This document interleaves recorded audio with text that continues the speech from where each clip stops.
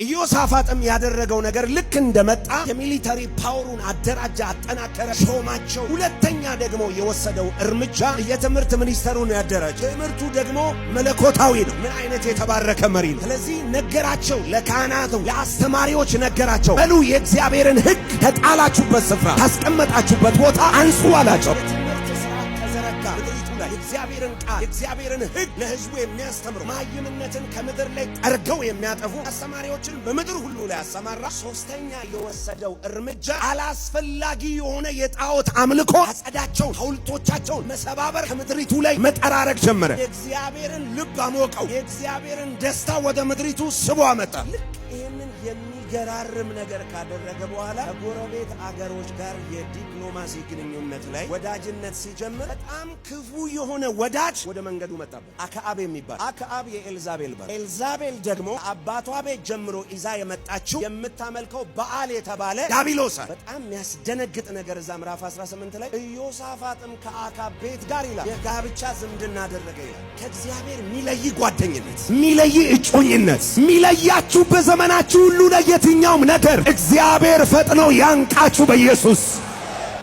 ወደ ሬማ ዘገለአድ ለጦር ልወጣ ነው፣ ከኔ ጋር ትወጣለህ ብሎ አባበለው ይላል። አፉ ቅቤ ነው የአክዓብ መርዝ ግን ከውስጧ። ከሸንጋዮች እግዚአብሔር ይጠብቃችሁ።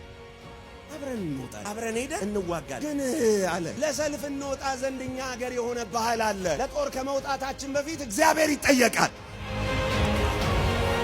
የሆነ ነገር ከማድረጋችሁ በፊት የሚጠየቅ እግዚአብሔር አለ። አንድ ሰው አሜን ይበልስ። ችግር የለውም። 400 ነቢያት እኔ ጋር አሉ። 400ም ተደረደሩ። አክዓብ ጠማማ እንደሆነ እግዚአብሔር ያውቃል። ማን ነው የሚያስትልኝ ሲል የስህተትን መንፈስ በእግዚአብሔር ፊት ቆመ። እኔ አስተዋለሁ። የስህተት መንፈስ ሆኜ በሐሰተኛ ነቢያት አፍ ውስጥ እገባለሁ።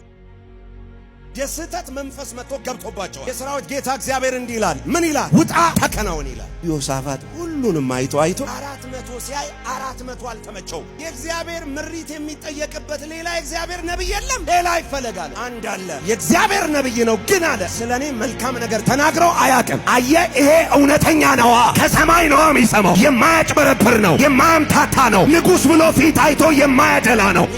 አጭበርባሪ ነው፣ አመፀኛ ነው፣ ጣዖት አምላኪ ነው። መልካም ትንቢት እንዲነገረው ይፈልጋል። እዚህ ጋር ደግሞ አይኑ የተከፈታል። 400 ጋር ሲመዘን ብቻውን ያሸንፋቸዋል። ብቻቸውን ከአምላክ ጋር ምድሪቱ ላይ የሚከብቱ እውነተኞች በምድር ላይ ይነሳሉ በኢየሱስ። ያ ሰው እኔ ያለ ጮሆ አሜን ይበልስ። እውነተኛው ነገስታት ቤት አይደለም የሚኖረው። ምናልባት የሚበላው የሚጠጣው የለውም፣ የሚለብሰው የለውም፣ የሆነ ቦታ ነው ያለው። ግን እውነተኛ ነው። ግን እግዚአብሔር አብሮት አለ። የተገጠመለት ዲሽ የጋድ ቻናል ነው። ሃሌሉያ! ከሰማይ የሚሰማ ነው። ሃሌሉያ! ስማ፣ ኢዮሳፋጥና አክዓብ በዙፋናቸው ላይ ተቀምጠዋል። ሶሪያ ጋር ውጊያ ሊያደርጉ ወደ ሬማ ዘገለአድ ሊሄዱ 400 ነቢያት በሙሉ ተከናወን ብለው፣ አንተም ቃል እንደ ቃላቸው፣ ሐሳብ እንደ ሐሳባቸው፣ ትንቢት እንደ ትንቢታቸው እንዲሆን ዛሬ ነገር ያለው ሲለው በሕያው አምላክ አምልሃለሁ፣ የሰራዊት አምላክ እግዚአብሔር ያለኝን ያንን ብቻ እላለሁ።